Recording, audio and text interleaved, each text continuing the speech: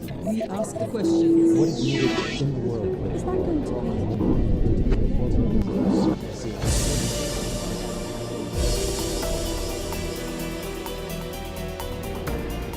Something big is about to happen in Afghanistan. He's leaving, Hamid Karzai. Next year is the end of his presidency. Who'll be the new leader in charge? Well, maybe this man, the Foreign Minister Zalmai Rassoul. Some in Afghanistan want him, are urging him to run. It's widely claimed he may be Karzai's preferred candidate. Why? What's the appeal, and will he run? The clock is ticking. Candidates must announce their intentions just next week. Today on Talk to Al Jazeera, a man some believe the people of Afghanistan may end up calling Mr. President.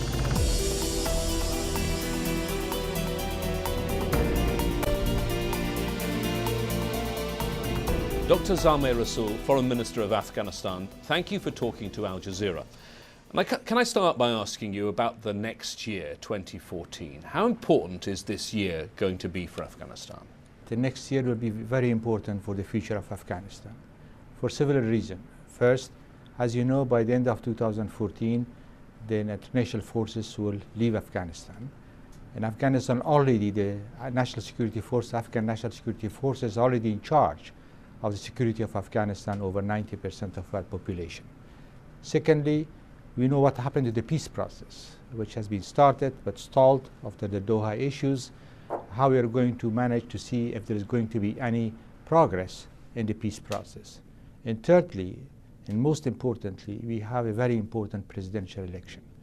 It is the first time in our history that an elected president will replace another elected president in Afghanistan. So the outcome of the election, the way the election will go, will make the future of Afghanistan. Very important events, creating a fair bit of uncertainty. Is it rather unfortunate they're all coinciding at the same time? Yeah, that's the reason to make this year very important year, because the transition is going to be finished. I'm very optimistic about the security transition. We are working also, as you know, with the United States to finalize the bilateral security agreement, the peace process, which are committed to that. We see how it will go, our relation with the new government in Pakistan, and finally the election are the issues in the agenda for months to come. So a testing time. Do you think Afghanistan will be able to pass this test, or are you worried about the security situation as Afghans face a really uncertain future? Afghanistan should pass this test. There is no other option.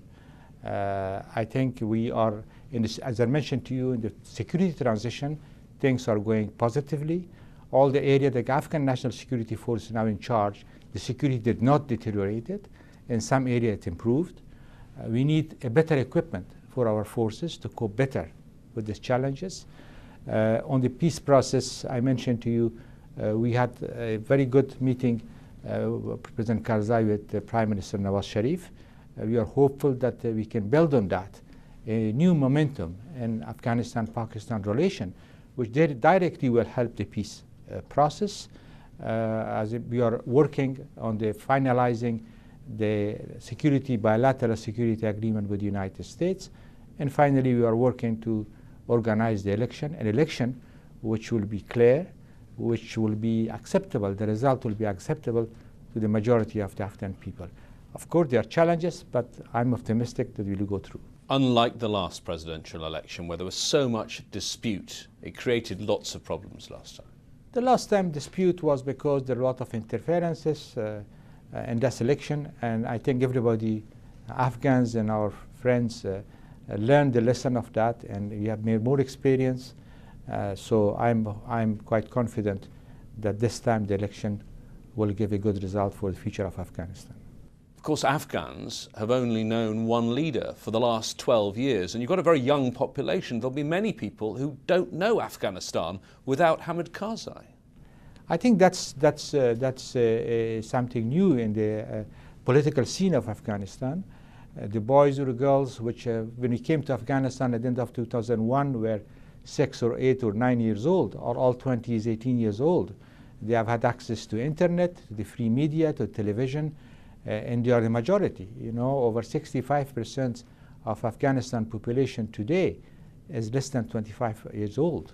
So it is a very important political force for the future of Afghanistan. We don't know who the next leader will be. Afghans will decide. We don't even know who the candidates are going to be, because candidates have until October the 6th to register their interests. I have to say, all the people I've been speaking to in Kabul say right now, you are the favourite. You know, there are a lot of rumors at the moment about it, and on the 7th of October in the morning, everybody will know who is the candidate for the presidential election. Are you considering running? I can just tell you that the 7th of October, everybody will know about it. But as you think about the idea of running, you must have thought about it, because people have been urging you to run. There must be going through your mind downsides to running for that job, because you've worked alongside Hamid Karzai for so long. You know how lonely it can be in that security bubble inside the presidential palace. Yes, everybody has thought about it, I'm sure. But again, today I'm talking to you as a foreign minister of Afghanistan, and on the 7th of October, everybody will know. But speaking to you as a prominent statesman from Afghanistan, what do you think are the qualities that the new president will need? I think the best quality, the most important quality that the next president should have is to unify the Afghan people. He should become a symbol of unity of the Afghan people. That's the only way that the result of the election will be acceptable, but also it will keep Afghanistan, because winning an election is something, but running a country is something more difficult. In order to keep the Afghan people united, so Afghanistan will go through a path of democratic for years to come. How important do you think for any candidate will be to have the blessing of Hamid Karzai? As you know, President Karzai said that he is not going to favor anybody. He is the president of Afghanistan, and his duty to prepare an election, a credible election for the future of Afghanistan. All sorts of names, as I say, right now, speaking to lots of people I've been speaking to in Afghanistan, they put you at the top of the list, but lots of other names on the list, including, and I'm going to be polite, names, I'm not going to use the word warlord, but people who were involved in fighting in the past. For example, Rasul Sayaf, Atta Mohammed Noor, the governor of Balkh province. Do you think that it would be right now, in this stage of Afghanistan's history, as Afghanistan moves to a new future, to have someone who's involved leading the fight in the past? Afghanistan went through a difficult time in the past history, as you know. I think any Afghan today has the right to become candidate. And only the Afghan people has the right to decide who is the right man to run the Afghanistan for the future. And you are confident now in the arrangements that have been made for this election, because there was a lot of dispute last time, a lot of wrangling. You say part of it was because of foreign interference, but are you confident this time Afghanistan has got the system right and it's going to work this time? It's going to work much better this time. We have learned our lesson of the two elections. We are better prepared. The psyche of the Afghan people is going through the election. As you mentioned, if you go today to Kabul or other big city of Afghanistan, everybody is talking about election. And that's very good news. That means that the democratic process for a transition of power is taking roots in the Afghan society. Every Afghan talks about this, you're right. Can I tell you one of the other theories that's floating around? Maybe you can tell us whether this makes any sense at all. The suggestion that if you decide to run, it could be some sort of Russian deal where you'll take on the presidency for 4 years and then President Karzai will play the sort of Putin role and come back in 2018. Do you think he wants to return to power in the future? First of all, it's pure speculation. You can speculate at anything that you want. But I'm asking you about, you know President Karzai very well. Do you think he wants to step out away from the limelight, or does he feel he has a role to play for his country in the future? He has definitely a role to play in the country. He has been the president of Afghanistan for 12 years, and Afghanistan need figures which can work and unify the country. Now, there was a lot of rumors months ago that President Karzai will not leave the power, that he will delay the election, that he will change the constitution. None of them has happened, And he always said that they will not stay one day more of what the constitution of Afghanistan allow me to stay. And for the moment, all the focus of the election, and the president is fully committed to organize a credible election. As if conducting a presidential election in Afghanistan isn't a difficult challenge in itself, Add this, next year American forces will also leave the country. Leaders in Afghanistan and the Western-led coalition are making reassuring statements, but under the surface there's widespread concern about what's to come. The enemies of Afghanistan may change their tactics, but they will not succeed. They will not undermine the trust we have built over the years and across this country. They will not divide us from our Afghan partners and friends. And they will not divert us from our mission, our strategy, and our timeline. Afghans are ready to expedite the process of transition if necessary, and willing as well. So this is, in all aspects, good news for us and good news for NATO. Our mission will change from combat to support. By 2014, this process of transition will be complete, and the Afghan people will be responsible for their own security. Let me ask you about the negotiations you've been having for a very, very long time with the Americans, about the American presence in Afghanistan after next year. At one stage, there were NATO troops, I think 140,000 at the height. How many foreign troops will be in your country after 2014? I'm not going to comment the number because it's something that should be arranged between Afghanistan and the United States and Afghanistan and NATO. But you know, we have already signed a strategic partnership with the United States, which gives the framework of the bilateral security agreement. One thing I can tell you that this bilateral security agreement should guarantee the benefit of Afghanistan and the Afghan people, and in the context of sovereignty of Afghanistan. So it is a discussion that's advancing. We have a lot of discussion. A lot of technical issues has been sorted out.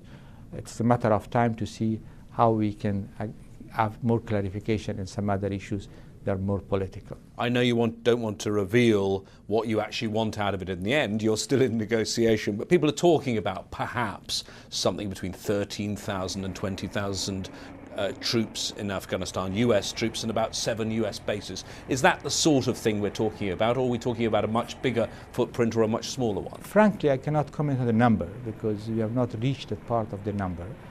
Of course, United States will decide about the number. Afghanistan will agree to discuss these issues. But definitely what I can say is not going to be a large number. That's all I can tell. But the exact number, I cannot comment on that. Can you tell us about the various sticking points, or at least what Afghanistan says are lines that can't be crossed? For example, the Americans want, I think, immunity from prosecution for their troops. They have it at the moment. Is that something you'll accept? We are under discussion on that, in which framework that could be acceptable. But mainly we are discussing about the larger political clarification about the mission of the future forces will stay in Afghanistan in the context of the Afghanistan sovereignty. Militaries need a long time to plan, both NATO and the US. They've got to work out how many troops to withdraw. Their clock is ticking very fast now. I'm told the US want you to sort this out by October. They've given you a deadline of October. Are you in any hurry to sort this out? You know, I repeat what I said. Security agreement, bilateral security agreement should sign which will guarantee the benefit of the Afghan people will take from it in the context of Afghan sovereignty, you know. And we are advancing on that issues. I cannot comment if it's going to be ready by the end of October or not, but we are in that path. Is it possible this could be left by President Karzai to be decided by the new president? Well, it will depend. You know, I hope that you'll finalize it before that President Karzai should sign it. But again, it is a matter of a more clarification on certain issues that you are discussing with our American friends. Talking about clarification on certain issues, maybe you can clarify one issue for me, a deal I thought had already been done, and that is that detention centre at Bagram. Are the US still holding detainees? And I'm particularly talking about non-Afghans, because some are saying that is an Afghan Guantanamo Bay there on your soil. No, the majority, the total, all Afghan prisoners are in charge of Afghanistan. I'm not asking about the Afghan prisoners, Foreign Minister. I'm asking about the foreigners. The foreigners, we are in discussion about this issue. So they are still being held by Americans on Afghan soil right now? We are in discussion about this matter. Well, who is holding them right now? Whose custody are they in right now? They are in background, but we are discussing to sort it out their future.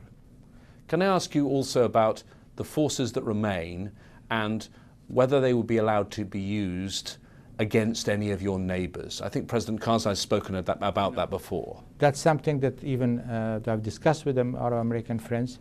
We are in full agreement. The presence of future post-US force and NATO force will be for training, equipping, and advising the Afghan National Security Forces.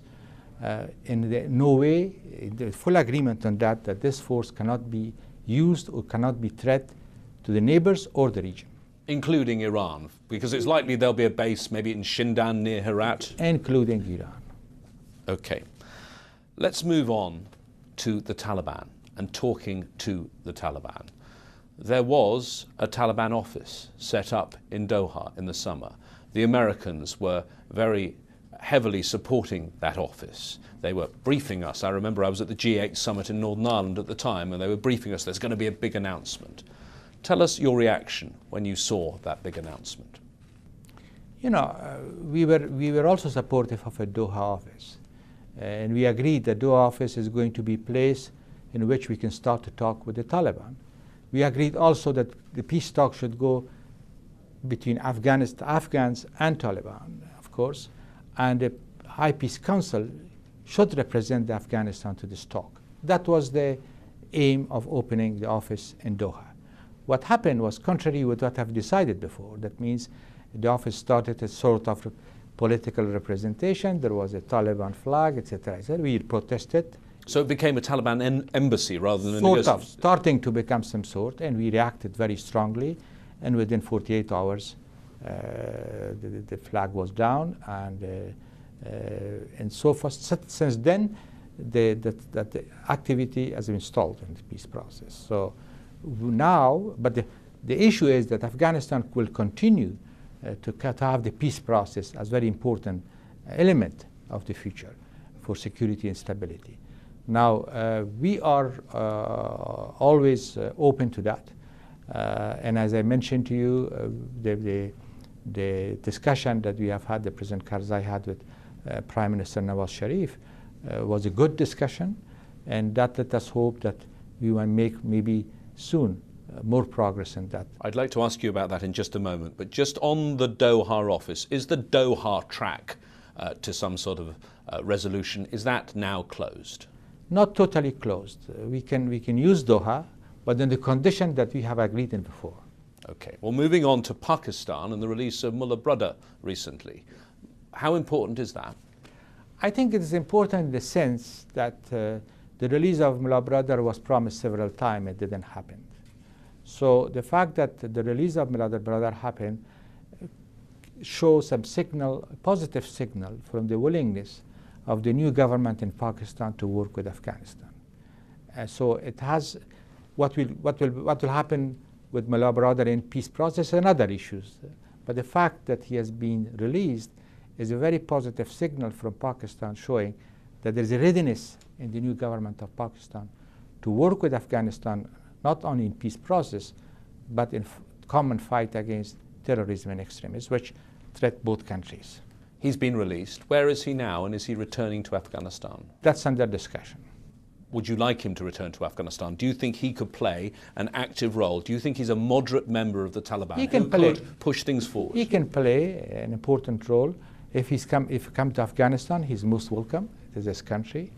But if he wants to move somewhere else in the first step, we have no problem with that too. And what about Hizb-i-Islami, the other group, as well as the Taliban? Is any progress there? Gulbuddin Hekmatyar, any progress there on talking to him? Because I know that party is split and parts of it are involved with the government. There are contacts. There are contacts. We are hoping to increase this contact and come up with some good solution. What about the domestic situation in Afghanistan regarding the economy? How worried are you?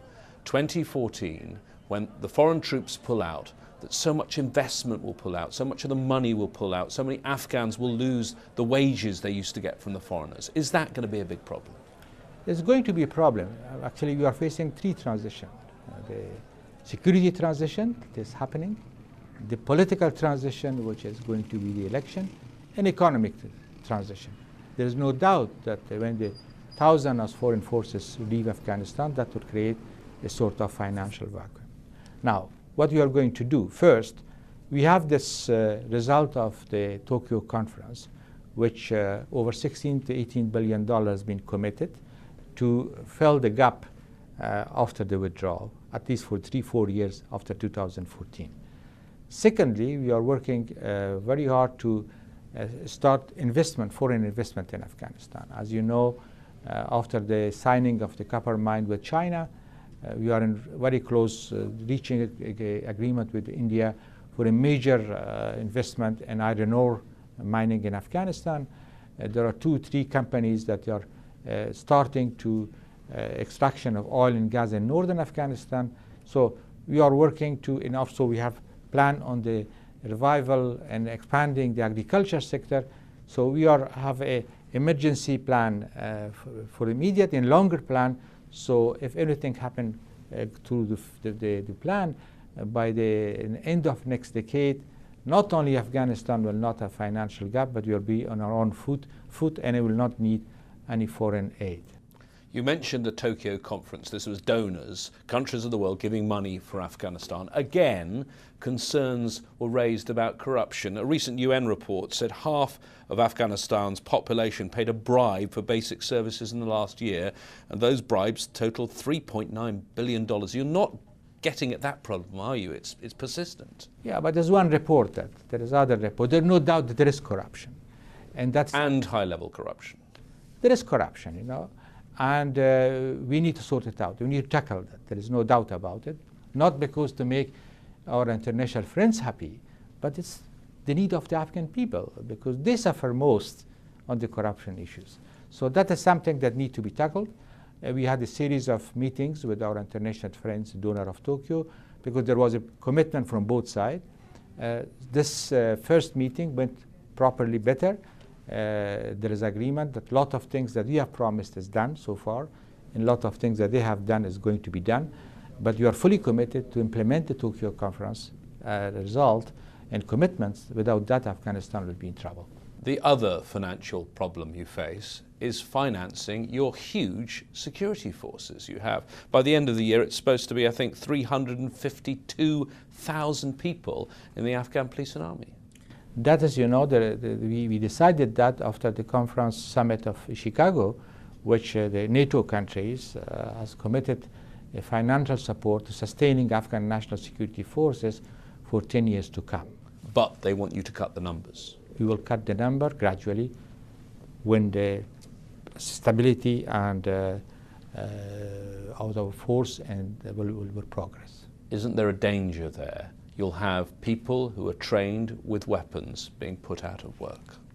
We need to find them jobs, and that's depends of all the projects that I mentioned to you.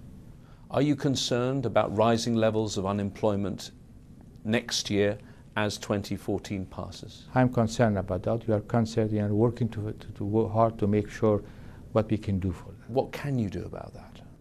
I think what we can do is to accelerate small business, small investment, and some major projects so they can go and find work. Dr. Rassoul, I know you won't tell us whether you're going to run or not, but I would ask you this as an Afghan. What is your vision for your country in 4 years' time, at the end of the next president's term, whoever that man may be? My vision and my wish is to be a peaceful, prosperous, and especially democratic Afghanistan. All the achievement that we have made with the support and help of our international friends on democratic process, on freedom of media, on girls and boys going to school, freedom of expression, which are not perfect, should be kept and strengthened in the coming years. Plus, all the reform that Afghanistan needs to correct those things that we cannot have done in the last 10 years. Dr. Zalmai Rassoul, thank you for talking to Al Jazeera. Thank you very much.